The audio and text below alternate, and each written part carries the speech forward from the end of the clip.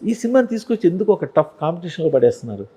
అంటే మేము పడేలేదు సార్, మేము అక్కడే ఉన్నాము, వేరే వాళ్ళు వచ్చి జాయిన్ అయిపోయారు కాంపిటీషన్లో. ఇప్పుడు మీరు తప్పుకోవాలి కదా. ఎందుకు తప్పుకోవాలి సార్? అలాగా సార్, ఒక కుర్రాడు సైకిల్ మీద రోడ్డు మీదకి వచ్చాడు, రోడ్డు ఖాళీగా ఉంది కరెక్ట్ అని చెప్పి ఏ హైటెక్ సిటీయో జూబ్లీ హిల్స్ రోడ్డు మీకు కుర్రాడు సైకిల్ మీద వచ్చేసాడు, కరెక్ట్ సార్, ఖాళీగా ఉందని. Correct sir.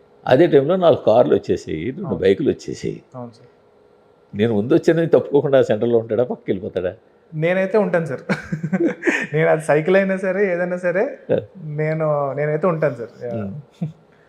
అంటే అది అంటే నేను చెప్పిన ఎగ్జాంపుల్ తప్పంటారా?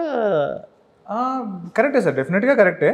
బట్ ఆ సైకిల్ పవర్ కార్ కన్నా ఎక్కువ ఉండొచ్చు కదా సార్, చెప్పలేం. ఆ సైకిల్తో గుద్దితే ఆ కార్ కూడా చుట్టపడచ్చు, ఎవరినో. అంతేనా? అంతే సార్. రిస్క్ ఉంటుంది కదా. నేను చెప్పిన ఎగ్జాంపుల్ ఎందుకంటే రిస్క్ కదా. ఇప్పుడు అన్ని కార్లు అన్ని బైకుల మధ్యలో ఒక సైకిల్ మీద